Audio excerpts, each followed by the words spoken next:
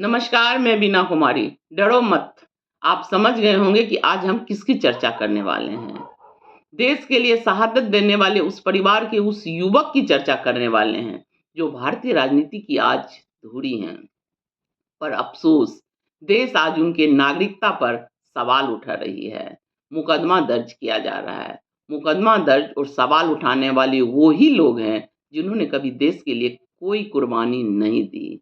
जिसने अपने पिता को खोया, दादी को खोया, उनका दर्द तो सिर्फ खोने वाले को ही पता होगा। पर देश ने भी 2 ऐसे प्रधानमंत्री को खोया, जो देश की दिशा और दशा दोनों ही बदल सकते थे। डरो मत। 14 साल के एक किशोर बालक के दादी को उसी के घर में 33 गोली मारा गया, जिसमें से 30 गोली उसके दादी को लगा, 23 गोली शरीर के आर-पार निकल गया, 7 गोली शरीर के अंदर रह गया। जब वो लड़का 20 साल का होता है, विदेश में पढ़ रहा होता है, तो उसे बताया जाता है कि उसके पिता को बम से उड़ा दिया गया है। लाश की पहचान उनके पिता के पहने हुए जूते से किया गया, क्योंकि पूरा शरीर छत-बिछत होकर उड़ गया था। क्या बीत रहा होगा उस लड़के के ऊपर, उसकी माँ और बहन के ऊपर? किस डर के साए में जी रहा होगा वह पूरा परिवार? कल्पना करके देखिए, उनकी जगह कोई आम आदमी होता तो वह एक नई दुनिया बसा लिया होता। जी हाँ, हम बात कर रहे हैं आज राहुल गांधी की। क्या राहुल गांधी होना इतना आसान है? दादी और पिता की निर्मम हत्या के बाद क्या राहुल और उसका परिवार राजनीति को अलविदा नहीं कह सकते थे? क्या कोई आम भारतीय राजनीति में टिका रह पाता? नहीं, कभी नहीं। वो अपने परिवार की सुरक्षा को प्राथमिकता देता। क्या कोई आम नागरिक अपने पिता के हत्यारे को गले से लगाता? क्या उसे माफ़ी दे देता? उनके हत्यारों के बच्चों के भविष्य के बारे में सोचता? ऐसा बस राहुल ही कर सकते हैं। इतिहास में इतनी बड़ी शहादत की मिसाल संभवतः पूरी दुनिया में कहीं नहीं है।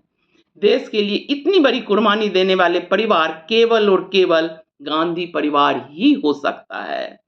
उस गांधी परिवार के साथ देश का वर्तमान सर्वोच्च नेतृत्व जो व्यवहार कर रहा है, वो एक कृतज्ञ राष्ट्र की श्रद्धांजलि तो कभी नहीं हो सकती है। क्या यह देश राजीव और इंदिरा की शहादत की कृतज्ञता राहुल गांधी की नागरिकता पर सवाल उठाकर कर रहा है? जिस परिवार के बलिदान से आज हमारे देश की एकता और अखंडता अछूग्न रही, उस परिवार के वारिस की नागरिकता पर सवाल उठाया जा रहा है। क्या संदेश हम दुनिया को दे रहे हैं, जिसके परनाना यानी नेहरू जी ने अपनी 98% निजी संपत्ति देश को दान कर दी? उससे 50 घंटे तक ईडी सवाल पूछती है। उनके 75 साल की माता से कई दिनों तक ईडी सवाल पूछती रही।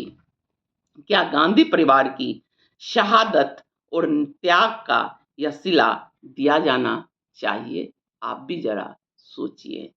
आखिर क्या नहीं कहा गया राहुल गांधी को?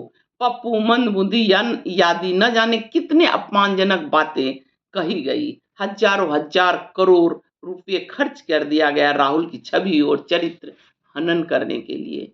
न जाने कितने मुकदमे चलाए जा रहे हैं राहुल के ऊपर।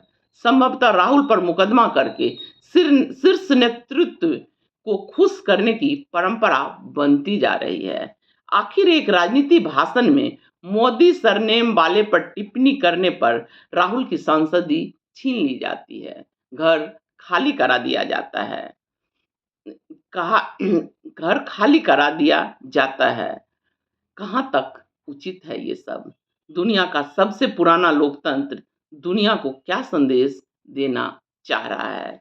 दिल्ली पुलिस का राहुल गांधी के घर पहुंचकर उन महिलाओं का नाम पूछना, जो भारत जोड़ो यात्रा के दौरान उनसे मिलकर यौन शोषण की बात कही थी। आखिर क्या कर रहे थे मोदी और उसकी पुलिस राहुल के ऊपर में? आज हर दिन ऐसी घटना होती है। कहाँ है दिल्ली पुलिस और कहाँ है मोदी जी? मणिपुर तो एक बार वो गए नहीं, जो आज भी धधक रहा है। महिलाओं के साथ क्या हो रहा है, यह बताने की जरूरत नहीं है। जहां तक राहुल की नागरिकता का सवाल है, 2015 में एक मुकदमा पहले ही खारिज हो चुका है। फिर नए सिरे से इलाहाबाद और दिल्ली उच्च न्यायालय में मुकदमा किया जाना कितना बड़ा आश्चर्य है। उससे भी बड़ा आश्चर्य है जजों के द्वारा बार बार राहुल की नागरिकता पर दर्ज मुकदमे को सुना जाना, शायद मोदी को खुश करने की होड़ में सभी संस्थानें लगी हो। मुजफ्फरनगर से लेकर न जाने कितने मुकदमे राहुल पर चल रहे हैं, पर एक राहुल है जो संसद से सड़क तक बस एक ही राग अलापते हैं, डरो मत। यहाँ एक बात याद दिलाना जरूरी है कि राहुल ने कभी भी अपने दादी और पिता की शहादत पर वोट नहीं मांगे। जिस तरह से लोग अपने चाय बेचने पर वोट मांगते हैं या एक गरीब होने पर वोट मांगते हैं, ओबीसी होने पर वोट मांगते हैं, राहुल ने कभी अपने पिता और दादी की शहादत पर वोट नहीं मांगा। यह केवल और केवल राहुल ही कर सकते हैं। नफरत की बाजार में मोहब्बत की दुकान खोलना वाले केवल और केवल राहुल ही हो सकते हैं। नमस्कार, धन्यवाद। राहुल बनना इतना आसान नहीं है, चाहे आप कुछ भी कह लीजिए। नमस्कार।